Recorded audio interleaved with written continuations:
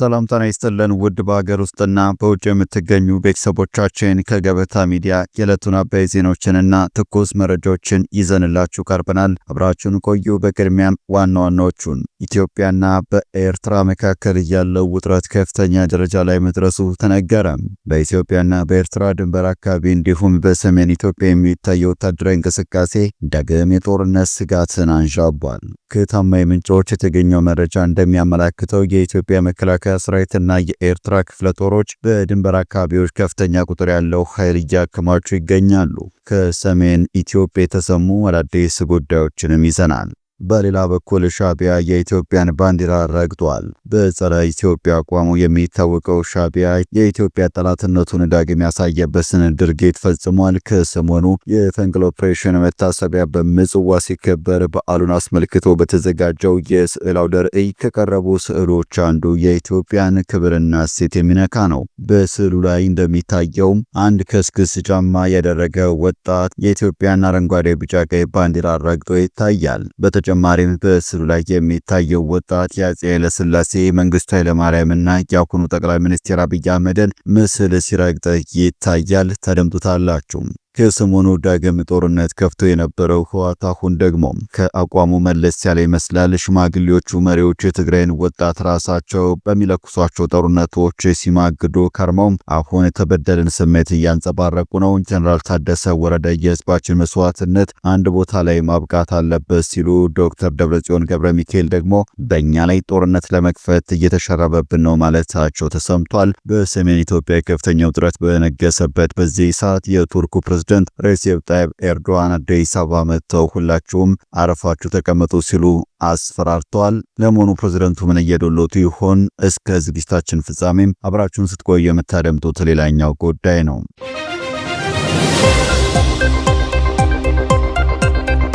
ቻናሉን ሰብስክራይብ፣ ቪዲዮን ላይክ በማድረግ እስከ ፍጻሜ አብራችሁን እንድትቆዩን በአክብሮት እንጠይቃለን። ወደ ቀዳሚ ጉዳያችን እናመራለን። ኢትዮጵያና በኤርትራ መካከል ያለው ውጥረት ከፍተኛ ደረጃ ላይ መድረሱ ተገለጸ።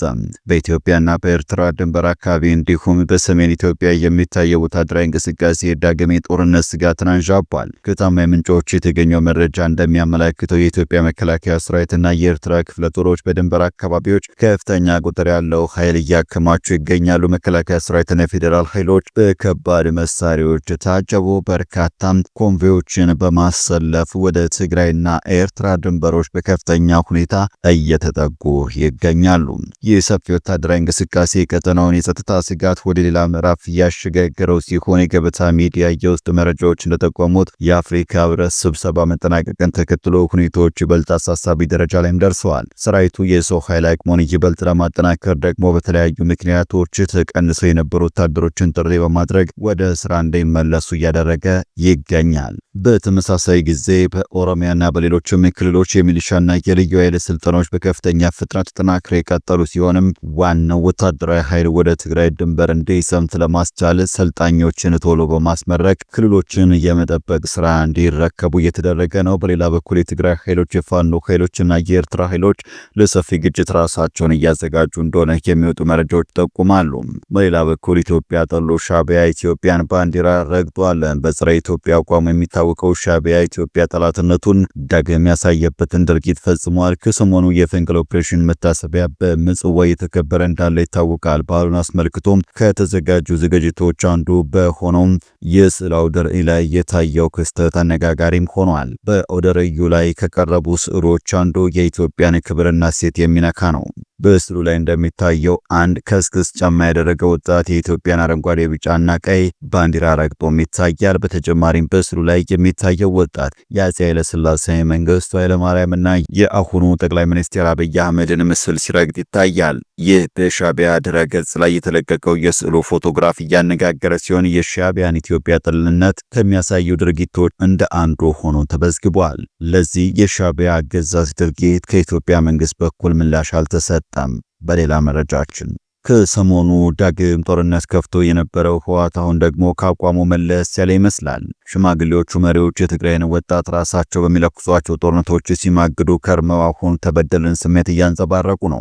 ጀነራል ታደሰ ወረዳም የህዝባችን መስዋዕትነት አንድ ቦታ ላይ ማብቃት አለበት ሲሉ፣ ዶክተር ደብረጽዮን ገብረ ሚካኤል ደግሞም በእኛ ላይ ጦርነት ለመክፈት እየተሸረበብን ነው ማለታቸው ተሰምቷል። የትግራይ ጊዜያዊ አስተዳደር ፕሬዝዳንት ሌተናል ጀነራል ታደሰ ወረደ በክልሉ ላይ ዳግም የጦርነት ስጋት ማጥላቱን ገልጸው ይህንን አደጋ ለማስቀረት ግን አሁንም የሰላም አማራጮች ክፍት መሆናቸውን ጥሪም አቅርበዋል። ፕሬዝዳንቱ ይህንን መልእክት ያስተላለፉትም የካቲት 10 ቀን 2018 በመቀለ ከተማ ለሰማዕታት ቤተሰቦች የመኖሪያ ቤት መስሪያ ቦታ ዕጣ አወጣጥ ስነ ስርዓት ላይ በክብር እንግድነት ተገኝተው ባደረጉት ንግግር ነው።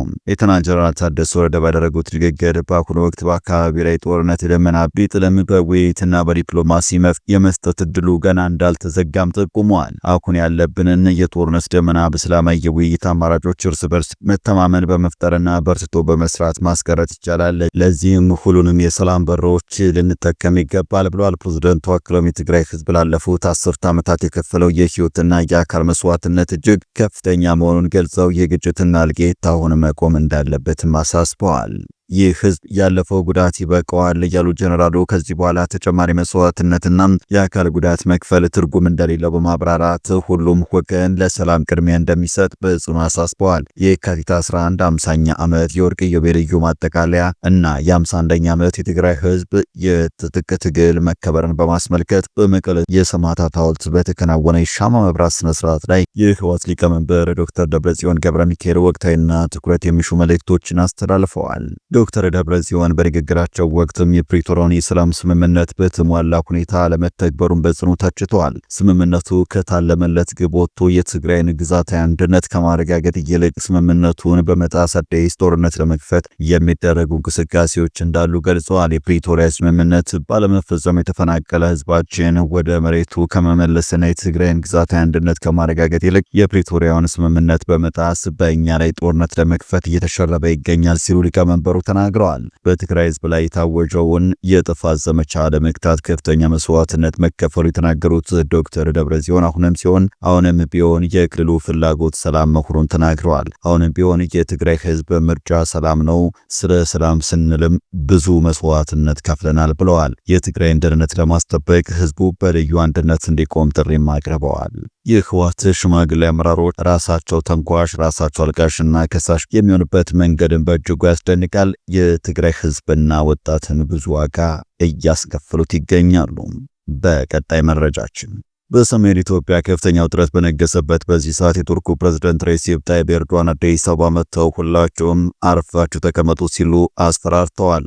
ቱርክ በአፍሪካ ቀንድ አዲስ ግጭቶች በፍጹም ማየት እንደማትፈልግና በቀጠናው ስቃይ ውስጥ በሚገኙ ሰዎች ላይ አዲስ ህመም መጨመር እንደማይገባ የሀገሪቱም ፕሬዝዳንት ሬሲፕ ታይብ ኤርዶዋን አበክረው ተናግረዋል። ፕሬዝዳንቱ የአፍሪካ ቀንድ የውጭ ኃይሎች የመፋለሚያ ሜዳ ሊሆን እንደማይገባ አሳስበዋል። የቱርኩ ፕሬዝዳንት ማሳሰቢያውን የሰጡት ከጠቅላይ ሚኒስትር አብይ አህመድ ጋር በሰጡት የጋራ ጋዜጣዊ መግለጫ ነው። ኤርዶዋን ከ11 ዓመት በኋላ በኢትዮጵያ ጉብኝት ስለማድረግ አዲስ አበባ የገቡት ትናንት ማክሰኞ የካቲት 10 ቀን 2018 ከሰዓት በኋላ ነበረ። በኢትዮጵያ በኩል ከፍተኛ ግምት የተሰጠው የቱርኩ ፕሬዝዳንት ጉብኝት አቀባበልና ጋዜጣዊ መግለጫ በብሔራዊ ቴሌቪዥን በቀጥታ ተላልፏል። ኤርዶዋን 7 ደቂቃ በፈጀ የተጻፈ ንግግራቸው ከነሷቸው ጉዳዮች መካከል የአፍሪካ ቀንድ ሰሞነኛ የፖለቲካ ሁኔታ ይገኝበታል። የዓለም ሁሉ አይን በአፍሪካ ቀንድ ላይ ባረፈበት በዚህ ጊዜ የኢትዮጵያ ረጅም ዘመናት ያስቆጠረ የሀገረ መንግስት መዋቅርና ተምሳሌታዊ አስተዳደር የበለጠም አስፈላጊ የሆነ መጥቷል።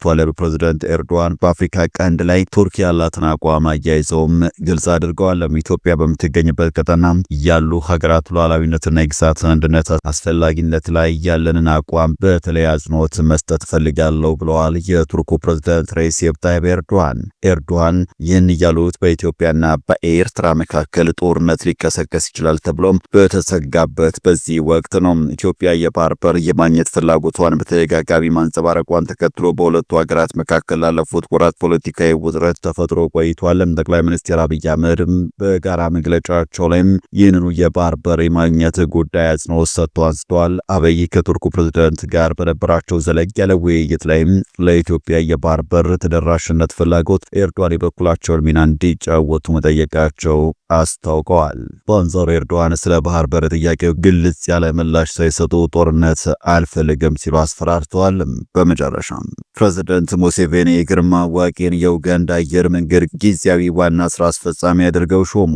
የኡጋንዳ ፕሬዝዳንት ዮሪ ካጉታ ሙሴቬኒ በአየር መንገድ ውስጥ የታዩ የአመራርና አስተዳደር ድክመቶችን ለመቅረፍ የቀድሞውን የኢትዮጵያ አየር መንገድ ዋና ስራ አስፈጻሚ አቶ ግርማ ዋቄን የኡጋንዳ አየር መንገድ ጊዜያዊ ዋና ስራ አስፈጻሚ አማካሪና ባለሙያ አድርገው መሾሙን የኡጋንዳ መንግስት በይፋይም የማህበራዊ ሚዲያ ገጾች በወጣው መግለጫ አስታውቋል። ፕሬዝዳንቱ ይህንን ውሳኔ ያስተላለፉት በብሔራዊ አየር መንገድ ውስጥ የሚታዩ በርካታ የአስተዳደርና የአመራር ድክመቶች ለማስተካከል ሲሆን እስከ ሰኔ 2018 ድረስም አዲስ ቋሚ ዋና ስራ አስፈጻሚ እስኪቀጠር ድረስ አቶ ግርማ ዋቄ ተቋሙን በኃላፊነት እንዲመሩ ተመድበዋል። ከዚህ ጋር ተያይዞም አየር መንገዱን በዋና ስራ አስፈጻሚነት ሲመሩ የቆዩት ጄኒፈር ባሙትራኪ ወዲያውኑ ከኃላፊነታቸው እንዲነሱና ቦታውን እንዲያስረክቡ የታዘዘ ሲሆን እርሳቸውም ከ2013 አጋማሽ ጀምሮ በጊዜነት በኋላም በቋሚነት ሲያገለግሉ ቆይተው አሁን ከስራቸው ተሰናብተዋል። ቀደም ሲል የኢትዮጵያ አየር መንገድ ዋና ስራ አስፈጻሚ ከ2015 ድረስም የቦርድ ሰብሳቢ በመሆን ያገለገሉት አቶ ግርማ ዋቄ የአየር መንገዱን ወደ ተሻለ መዋቅራዊ ለውጥ እንደሚያሸጋግሩት ትልቅ ተስፋ ጥሎባቸዋል። አቶ ግርማ ዋቄ አየር መንገዱን እስከ ሐምሌ 2026 ወይም በፈረንጆቹ ጁላይ 2026 ድረስ በጊዜነት የሚመሩ ሲሆን በዚህ ቆይታቸው አዲስ ቋሚ የአመራር ቡድን እንዲዋቀርና መዋቅራዊ ለውጥ እንዲመጣ ይሰራል ተብሏል። ግርማ ዋቄ የኢትዮጵያ አየር መንገድን በአፍሪካ የግዙፍ ተወዳዳሪ እንዲሆን ያስቻሉ አንጋፋ መሪ በመሆናቸው ይህ ሹመት ኡጋንዳ ለአየር መንገዷ እድገት የወሰደችው ቁርጠኛ እርምጃ እንደሆነም ታይቷል። ይህ ሹመት ለይስሙላ የተደረገ የአማካሪነት ሚና ሳይሆን አየር መንገዱን ከገባበት የአሰራር ዝቅጠት ለማውጣት የተሰጠ ቀጥተኛ አስፈጻሚነት ስልጣን ነው ሲል የሶፍት ፓወር ዘገባ አመላክቷል። ይህ ዜና በአፍሪካ አቪዬሽን ላይ ያለውን የኢትዮጵያን ተጽዕኖ ዳግም ያሳየ ክስተትም እንደሆነ ተነግሮለታል። ወደ ተመልካቾቻችን ለዛሬ ያዘጋጀንላቸው አበይት ዜናዎች እነዚህ ነበሩ። ገበታ ሚዲያን ሰብስክራይብ በማድረግ ቤተሰብ ይሁኑ እያልን ሰናበትን። ጤና ይስጥልን።